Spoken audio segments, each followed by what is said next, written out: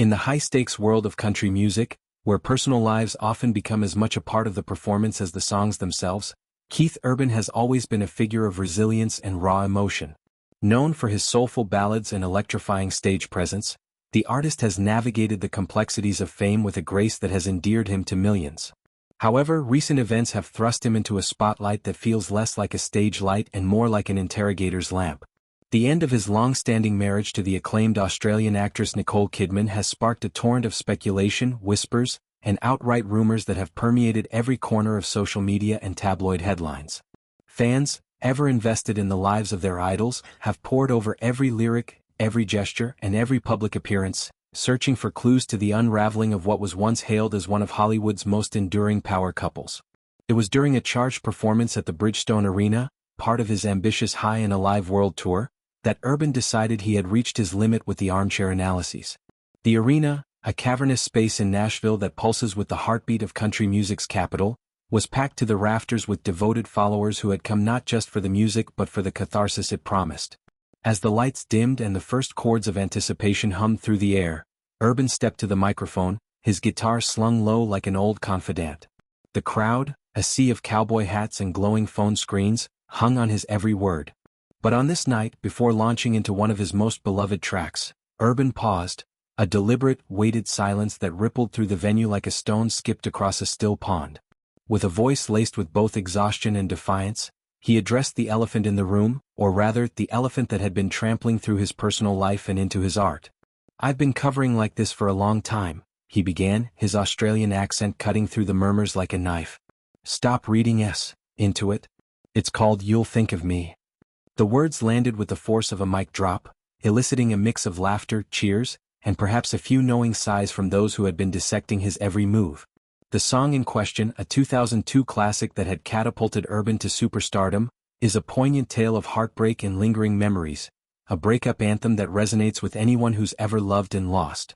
But in the wake of his separation from Kidman, fans had begun to reinterpret its lines as autobiographical confessions, threading narratives of betrayal and regret into its fabric.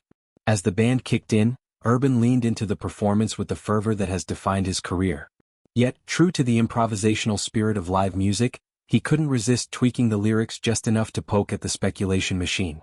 Where the original croons, "But you'll think of me," he belted out, "but I bet you think about me," with a wry grin that suggested he was both amused and annoyed by the scrutiny. And in place of the measured, "Take your space and take your reasons," he substituted "all your bulls, reasons," drawing gasps and whoops from the audience. It was a moment of unfiltered authenticity, a reminder that while art can mirror life, it doesn't always serve as a direct transcript. The alteration, captured in a now viral video circulating on platforms like TikTok, has only fueled the fire, with commenters debating whether it was a subtle jab at Kidman or simply Urban reclaiming his narrative from the rumor mill. The backdrop to this on-stage retort is a marriage that spanned nearly 2 decades, a union forged in the fires of Hollywood glamour and tested by the relentless demands of 2 skyrocketing careers. Urban and Kidman first crossed paths in 2005 at a Los Angeles event, their chemistry immediate and undeniable. She, the elegant star of films like Moulin Rouge and The Hours, brought an air of sophisticated poise. He, the rugged troubadour with a voice like aged whiskey, offered a grounded passion that complemented her intensity. They married in a lavish ceremony in Sydney, Australia, surrounded by family, friends, and the weight of global expectation. Over the years, their partnership became a symbol of enduring love in an industry notorious for its fleeting romances. They weathered storms together. Urban's battles with addiction in the early days of their relationship, Kidman's high-profile roles that kept her jet-setting between continents, and the quiet joys of raising 2 daughters, Sunday Rose and Faith Margaret. Publicly, they projected an image of unbreakable solidarity. Red carpet appearances where their hands intertwined like vines, joint interviews filled with playful banter, and social media posts that captured stolen moments of domestic bliss. Urban often credited Kidman with being his anchor, the one who pulled him back from the edge during his darkest times. In songs like The Fighter, he wove threads of gratitude and vulnerability, lines that fans now revisit with a bittersweet lens. Kidman, in turn, spoke of Urban as her greatest collaborator, the man who understood the toll of fame because he lived it too. Their life together was a tapestry of triumphs, Grammy wins for him, Oscar nods for her, and a shared commitment to philanthropy that saw them supporting causes from women's rights to children's health. But beneath the polished surface, cracks had begun to form, invisible to most until they widened into chasms.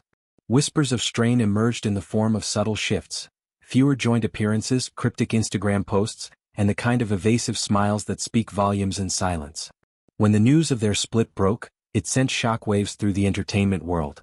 Kidman, ever the poised professional, filed for divorce citing irreconcilable differences, a legal phrase that belies the emotional wreckage it leaves in its wake. The filing was swift, handled with the discretion that comes from years in the public eye, but it couldn't stem the tide of curiosity. Pundits dissected their body language in old photos, astrologers aligned stars to predict the fallout, and inevitably fans turned to Urban's music for answers. The lyric changes during that Bridgestone performance were just the tip of the iceberg. Earlier, at his first show post-announcement, Urban had dedicated The Fighter, a track born from his own history of personal struggle, to his guitarist, Maggie Baugh. The gesture, meant as a nod to camaraderie and shared battles in the music trenches, was twisted by some into something far more salacious. Suddenly, online forums buzzed with accusations of infidelity, painting Baugh as the other woman in a narrative that owed more to soap operas than reality. The rumor mill churned relentlessly.